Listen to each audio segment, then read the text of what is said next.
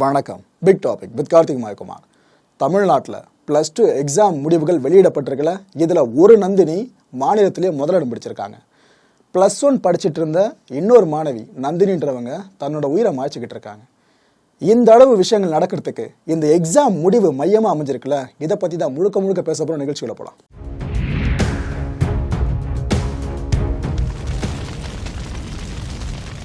நம்ம தமிழ்நாட்டில் +2 எக்ஸாம் எழுதிட்டு மாணவர்கள் ரிசல்ட்டுக்காக காத்துட்டு இருந்தாங்களே, அந்த காத்திருப்புக்கு நேற்றைக்கு முற்றுப்புள்ளி வைக்கப்பட்டுச்சுங்க. எஸ், +2 எக்ஸாமினேஷன் ரிசல்ட் வெளியாயிடுச்சு. இதில் ஒட்டுமொத்தமாக தேர்வு எழுதினவங்க பார்த்தீங்கன்னா 8,03,385 பேர். இதில் தேர்ச்சி பெற்றவங்க எடுத்துக்கிட்டிங்கன்னா 7,55,451 பேர். இதில் மாணவிகள் எடுத்துக்கிட்டிங்கன்னா 4,21,013 பேரும், மாணவர்கள் 3,82,371 பேரும் தேர்ச்சி பெற்றிருக்காங்க. வழக்கம் போல் நம்ம பசங்களாம் பார்த்தீங்கன்னா பின்னாடி இருக்கோம், பெண்கள் முன்னிலையில் இருக்காங்க. ஏன்னா அவங்க தான் இந்த வாட்டியும் +2 எக்ஸாமினேஷனில் அதிகப்படியாக தேர்ச்சி பெற்றிருக்காங்க. அப்பார்ட் ஃப்ரம் த ஸ்கூல்ஸ், இந்த சிறைவாசிகள் இருப்பாங்களே, அவங்களும் +2 எக்ஸாம் எழுதியிருந்தாங்க. அதில் தேர்ச்சி பெற்றவங்களோட பர்சன்டேஜ் பார்த்தீங்கன்னா 87.78%. அறுதி பெரும்பான்மைன்னு சொல்லலாம். இது இன்னும் உங்களுக்கு தெளிவாக சொல்கிறதா இருந்தால், ஒட்டுமொத்தமாக சிறைவாசிகளில் 90 பேர் எக்ஸாம் எழுதியிருந்தாங்க. இதில் இருந்து 79 பேர் +2 எக்ஸாமினேஷனை பாஸ் பண்ணியிருக்காங்க. எவ்வளோ பெரிய விஷயம் இல்லை? ஓகே. அதிக தேர்ச்சி பெற்ற மாவட்டங்கள் பட்டியல் எடுத்துக்கிட்டிங்கன்னா, இதில் வழக்கமாக மேலே டாப்பில் ஒரு மாவட்டம் இருக்கும். இந்த வாட்டி அந்த மாவட்டம் இல்லைங்க, 3வது இடத்துக்கு வந்திருக்கு. இந்த பட்டியல் இந்த வாட்டி முதல் இடத்தை பிடிச்சிருக்கிறது விருதுநகர், 2வது இடத்த திருப்பூரும், 3வது இடத்த பெரம்பலூரும் பிடிச்சிருக்கு. சதம் அடித்தவங்க, அதாவது உங்களுக்கே தெரிஞ்சிருக்கும், நாம் படிச்சுட்டு இருந்தப்போ 1200 மதிப்பெண்கள், ஆனால் இப்போ ஒட்டுமொத்தமாக 600 மதிப்பெண்கள் தான். ஸோ இதில் சதம் அடித்தவங்க ஒரு பாடத்தில் முழுக்க இந்த 100 மார்க்கே எடுத்தவங்கன்னு பார்த்தீங்கன்னா தமிழில் 2 பேர் மட்டும்தான் ஒட்டுமொத்த தமிழ்நாட்டிலையும். ஏன்னா தமிழில் சென்டம் அடிக்கிறதுலாம் சாதாரண விஷயமே கிடையாது, அரிதினும் அரிதான ஒரு விஷயம். அது இந்த வாட்டி 2 பேர் சாத்தியப்படுத்தியிருக்காங்க. ஆங்கிலம் பாடத்தில் 15 பேரும், கணிதமில் 690 பேரும், கணக்கு பதியவில்லை இதாங்க ஹையஸ்ட்டு 6,573 பேர் சென்டம் அடிச்சிருக்காங்க. இயற்பியலில் 812, வேதியியலில் 3,909, உயிரியலில் 1,494 பேர், தாவரவியலில் 340 பேர், அண்ட் விலங்கியலில் 154 பேர் சென்டம் அடிச்சிருக்காங்க. இவங்க தாங்க இப்போ talk of the Tamil Nadu Nandini அவர்கள். +2 எக்ஸாமில் இவங்க தான் இப்போ மாநிலத்திலேயே இடத்த பிடிச்சிருக்காங்க. இது இவங்க மட்டும் கொண்டாடக்கூடிய வெற்றி கிடையாதுங்க, ஒட்டுமொத்த தமிழ் மக்களும் கொண்டாடக்கூடிய வெற்றி. ஏன்னா பொண்ணுக்கு நல்ல சொகுசான வசதிகள் இருந்து அது மூலமாக படித்து இந்தளவு ஸ்டேட் ஃபஸ்ட்டு வரல. கஷ்டப்படுற ஃபேமிலி, அவங்கள பற்றி நான் போக சொல்கிறேன். அவ்வளோ கஷ்டப்படுற ஃபேமிலி, அந்த குடும்ப சூழலில் இருந்து வந்து ஒருத்தவங்க ஸ்டேட் ஃபஸ்ட் வாங்கியிருக்காங்கன்னா பெரிய விஷயம். இன்னொரு வரலாற்று சாதனை என்னன்னு பார்த்தீங்கன்னா, ஒட்டுமொத்தமாக இருக்கிறது 600 மதிப்பெண்கள் தான். அந்த 600க்கு 600. ஸோ இதனால தான் அதை வரலாற்று சாதனைன்னு எல்லாருமே கொண்டாடிக்கிட்டு இருக்கோம். இவங்களோட மார்க் ஷீட் தாங்க இப்போ நீங்கள் ஸ்க்ரீனில் பார்த்துக்கிட்டு இருக்கீங்க. ஆக்சுவலாக இந்த மார்க்ஸை எடுக்கணும் அப்படின்றது பல ஸ்டூடெண்ட்ஸோட கனவாக இருக்கும். இவங்க அதை சாத்தியப்படுத்தியிருக்காங்க.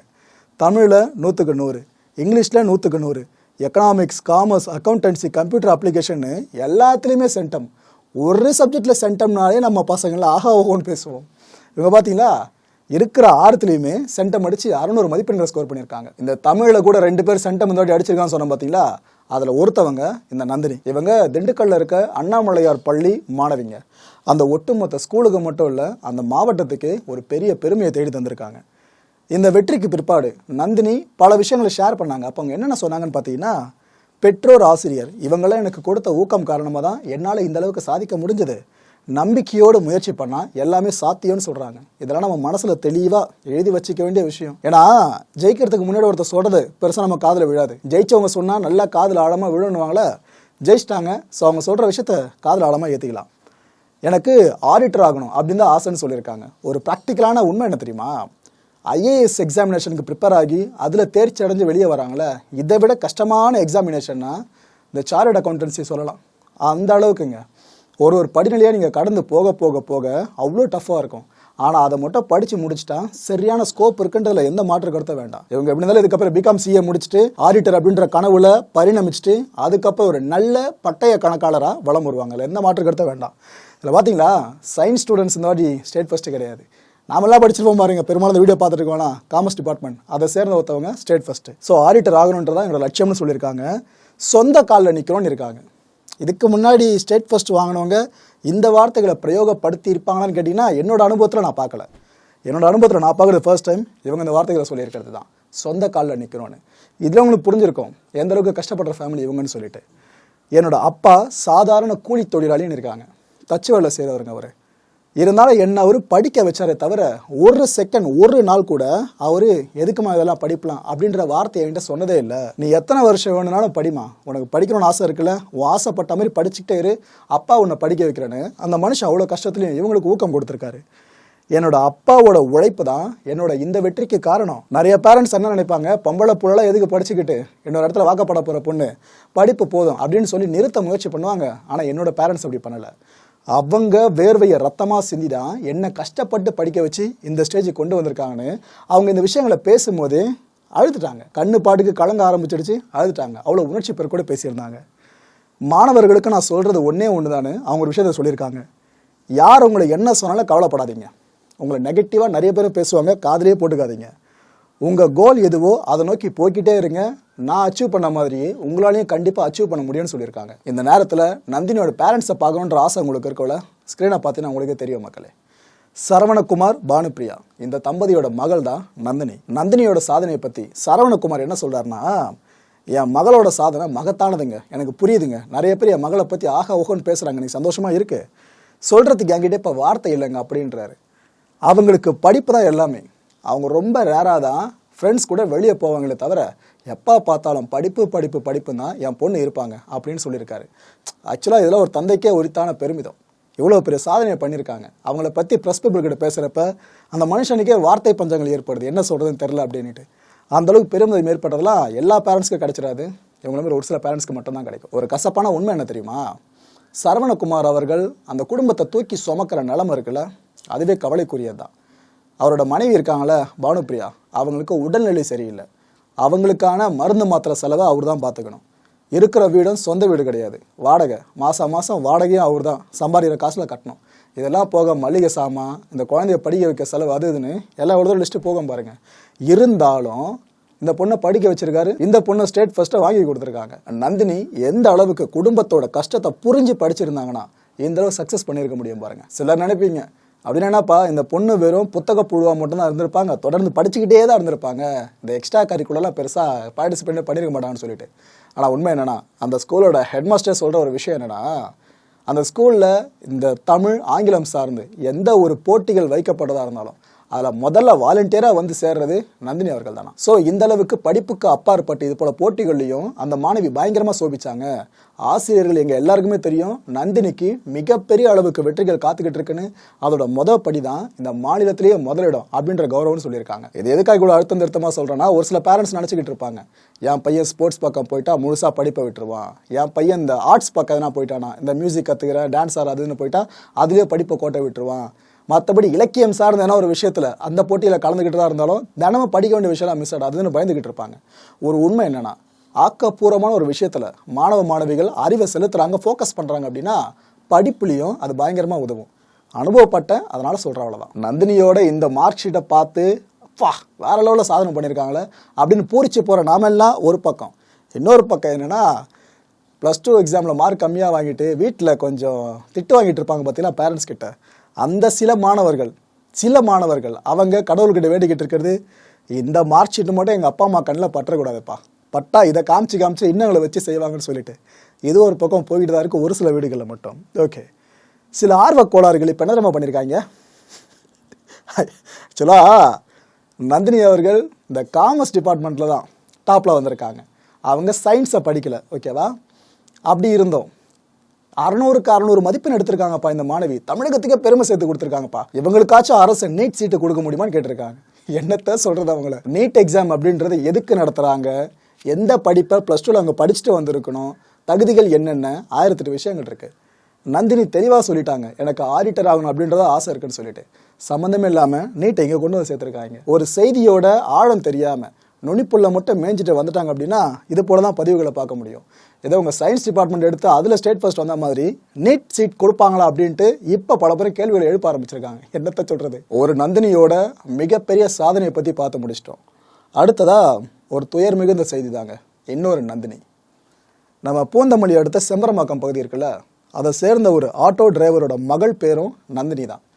இவங்க அரசு உதவி பெறும் ஒரு பள்ளியில் +1 படிச்சுக்கிட்டு இருந்தாங்க, ஓகேவா, பாஸ்ட் டென்ஸ். இப்போ அந்த பொண்ணு உயிரோடு இல்லை. நேற்றுக்கு இந்த +2 எக்ஸாமினேஷன் ரிசல்ட் வெளியிடப்படுச்சு பார்த்தீங்களா. அந்த ரிசல்ட்டை பார்த்ததும் ஒரு +2 மாணவர், ஓகேவா, ஒரு +2 மாணவர் ஆவடியை சேர்ந்தவர், அவர் 2 பாடங்களில் ஃபெயில் ஆகிட்டு இருக்காரு. இதை தாங்கிக்க முடியாமல் தன்னோட உயிரை தானே மாய்த்துக்கிட்டு இருக்காரு. இந்த செய்தி வெளியே வருது. இந்த செம்பரம்பாக்கம் பகுதியை சேர்ந்த நந்தினி இருக்காங்க பார்த்தீங்கன்னா, +1 மாணவி, அவங்க காதுகளை இந்த செய்தி எட்டுது.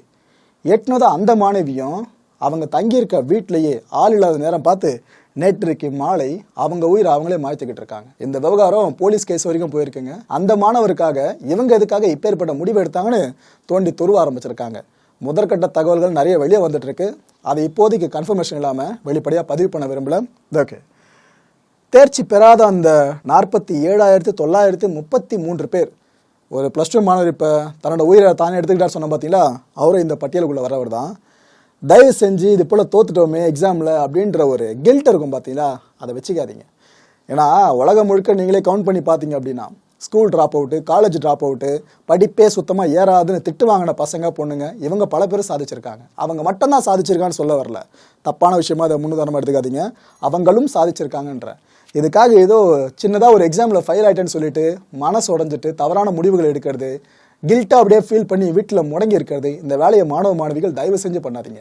ஜஸ்ட் எக்ஸாம் இது, அவ்வளோதான். கல்வி வாழ்க்கைக்கு முக்கியம், கல்வி மட்டுமே முக்கியம் கிடையாது. இன்னும் இதை தாண்டி எவ்வளவோ விஷயங்கள் இருக்குது. நீங்களே வேணா ஒரு சின்ன லிஸ்ட் எடுத்து பாருங்களேன். உங்கள் கிளாஸ்லேயே டாப்பராக இருந்த பையன் பொண்ணு இந்த ஸ்கூல் டைமில் அவங்க இப்போ என்ன பண்ணிட்டு இருக்காங்க, இட் மீன்ஸ் சில ஆண்டுகள் கழிஞ்சு காலேஜில் முடிச்சு வந்த பிற்பாடு அவங்க இப்போ என்ன பண்ணிட்டு இருக்கான்னு சும்மா நீங்களே பேசி பாருங்க, உங்களுக்கு உண்மை புரியும். ஸோ இதுக்கு தான் சொல்கிறேன், கல்வி மட்டுமே வாழ்க்கையில், இதை தாண்டி நிறைய விஷயங்கள் இருக்குது. இந்த 47,933 பேருக்கும் நிறைய வாய்ப்புகளும் இருக்குது. ஏன்னா துணைத் தேர்வுகள் சார்ந்த அறிவிப்பையும் தமிழக அரசு வெளியிட ஆரம்பிச்சிச்சு. அந்த சான்சஸை பயன்படுத்துங்க. அடுத்தடுத்து ஆக்கப்பூர்வமாக என்ன பண்ணணுமோ அதுக்குள்ளே நீந்தி வெளியே வாங்க. அதை விட்டு மனசு உடைஞ்சு போயிட்டு வாழ்க்கையை முடிஞ்ச மாதிரி தவறான கண்ணோட்டத்துக்கு நீங்கள் வந்துடாதீங்க. மக்களே, இந்த கான்டென்ட்டை பொறுத்த வரைக்கும் நாமெல்லாம் சிந்திக்க வேண்டிய முக்கியமான சில விஷயங்கள், முதன்மையான விஷயம் என்னன்னு பார்த்தீங்கன்னா, 326 அரசு மேல்நிலைப் பள்ளிகள் 100% தேர்ச்சியே காமிச்சிருக்கு. அதாவது அந்த ஸ்கூலில் +2 எக்ஸாம் எழுதியிருப்பாங்க பார்த்தீங்களா, அந்த எழுதின எல்லாருமே பாஸு. இதுதான் 100% இந்த தேர்ச்சின்னு சொல்லுவோம். அது மாதிரி எவ்வளோ, 326 அரசு மேல்நிலை பள்ளிகள். ஏன்னா கவர்மெண்ட் ஸ்கூலில் சேர்க்கறதுக்கே பல பேர் பயந்துக்கிட்டு இருக்காங்க பேரண்ட்ஸ்லாம். அதுவும் இல்லாமல் ப்ரைவேட் ஸ்கூலில் நல்லா ஃபீஸ் வாங்குகிற ஸ்கூலில் குழந்தைங்களை சேர்த்தாதான் ஏதோ அவங்களுக்கே ஒரு சொசைட்டியில் பெரிய கௌரவம் மாரி பார்த்துக்கிறாங்க. இதெல்லாம் சரியான மித்துங்க. படிக்கிற புள்ள உருப்பொண்ணு நினைக்கிற புள்ள எந்த ஸ்கூலில் படித்தாலும் உருப்படம் படிக்கும். இவ்வளோ பேசுகிற நீ அங்கே தானே படிச்சு வந்திருப்ப ப்ரைவேட் ஸ்கூல்னு கேட்டிங்கன்னா, நான் படித்த ஒரு கார்பரேஷன் ஸ்கூல் தான், இப்போ சென்னைன்னு பேர் மாற்றிருக்காங்க, அவ்வளோதான் வித்தியாசம். ஸோ அரசு மேல்நிலைப் பள்ளிகளோட தரம் அப்படின்றது எந்த அளவுக்கு உயர்ந்திருக்குன்றதுக்கு இந்த நம்பர்ஸ் ஆகச்சிறந்த சான்று. ஒரு ஸ்கூல் 2 ஸ்கூல் இல்லை, 326 அரசு மேல்நிலைப் பள்ளிகள். புரிஞ்சிருக்கும் நம்புகிறேன். பேரண்ட்ஸ் இதுக்கப்புறமாச்சும் கொஞ்சம் மனசை மாற்றிக்க ட்ரை பண்ணுங்கள். ரெண்டாவது சிந்திக்க வேண்டிய விஷயம், உண்மையான உழைப்பு இருக்குல்ல, இதுக்கு எல்லா ஃபீல்டுலேயும் வெற்றி நிச்சயமாக இருக்குங்க. இதில் மாற்று கருத்தே கிடையாது. ஆனால் உங்களோட 100% அதில் கொடுக்கணும். நந்தினி கொடுத்தாங்க, அவங்க சக்ஸஸ் பண்ணிட்டாங்க. இந்த விஷயத்தில் வறுமை, நிறைய அப்டிகல்ஸ் இருக்குது ஃபேமிலியில் ரன் பண்ணி கொண்டு வரதில், பாலின விஷயங்கள், அது இதுன்னு பல கருத்துக்களை சொல்லலாம், நிறைய பேரும் சொல்லலாம். ஒரு உண்மை என்னென்னா, திருநங்கை மாணவி கூட இந்த +2 எக்ஸாமில் பயங்கரமாக சோபிச்சிருக்காங்க, மார்க்கே நல்லாவே எடுத்திருக்காங்க. இதெல்லாம் நடந்திருக்கு. ஸோ உண்மையான உழைப்பு எல்லாத்துக்குமே தேவை, குறிப்பாக படிப்புக்கும் சேர்த்து தான் சொல்கிறேன். மூணாவது சிந்திக்க வேண்டிய விஷயம், இந்த ஃபேமிலி சிச்சுவேஷனை அறிஞ்சு படிக்க ஆரம்பித்தாலே இந்த தேவையில்லாத ஃப்ரெண்ட்ஷிப்பை வளர்த்துக்கிறது, அங்கங்கன்னு தேவையில்லாத சங்காத்தத்தை இழுத்துக்கிட்டு பிரச்சனைகளை இழுத்துட்டு வர்றது, இதெல்லாம் பண்ணாமல் இருப்போம். படிப்பில் மட்டும் ஃபோக்கஸ் பண்ணுவோம். நந்தினி ஆகச்சிறந்த உதாரணம். அவ்வளோ கஷ்டப்படுற ஃபேமிலின்ற வறுமை நிலையை தெரிஞ்சு படித்தாங்க, இவ்வளோ பெருசாக சக்ஸஸ் பண்ணியிருக்காங்க. ஒட்டு மொத்தமாக தமிழ்நாடு சிஎம் அவர்கள் வரைக்கும் பாராட்டிக்கிட்டு இருக்காருங்க. ஃபோனில் இல்லை, டைரெக்டாக கூப்பிட்டே பாராட்டியிருக்காரு. நந்தினி அவர்கள் குடும்பத்தோடு சிஎம்ஐ சந்திச்சிருக்காங்க. சிஎம்ஓ அவங்களுக்கு தேவையான எல்லா உதவிகளும் வழங்குறதெல்லாம் சொல்லியிருக்காரு. அவ்வளோ தூரம் போயிருக்கு, அவ்வளோ பெரிய அங்கீகாரம் கிடைச்சிருக்கு. ஸோ ஃபேமிலி சிச்சுவேஷனை புரிஞ்சு படிச்சிங்கன்னா நாளைக்கு நீங்களும் இன்னொரு நந்தினி ஆகலாம்.